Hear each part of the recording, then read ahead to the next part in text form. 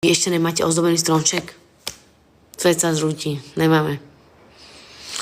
No, pourobila by som tú vec, že ja ho budem zdobiť posediačky na zemi.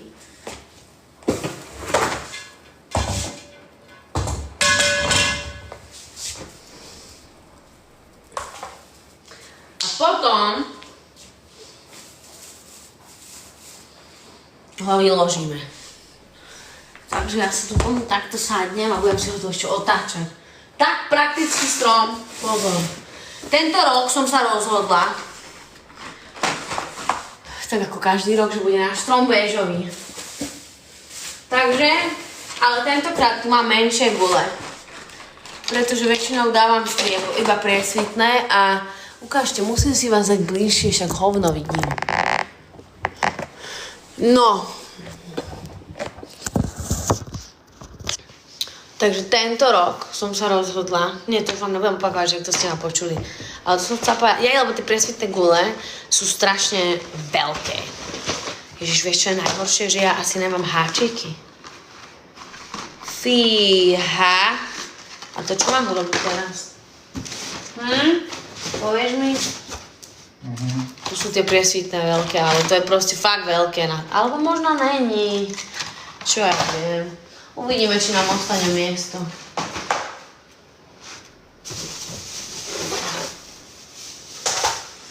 Dobre.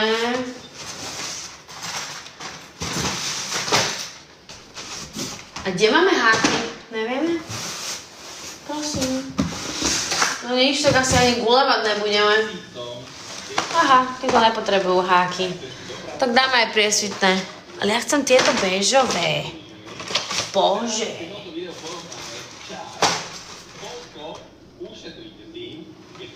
Zoberiem z týchto. Neviem, kde sú všetky háky. Čo mám robiť? Nemáme šnúrku. Akože není to, že... Není to.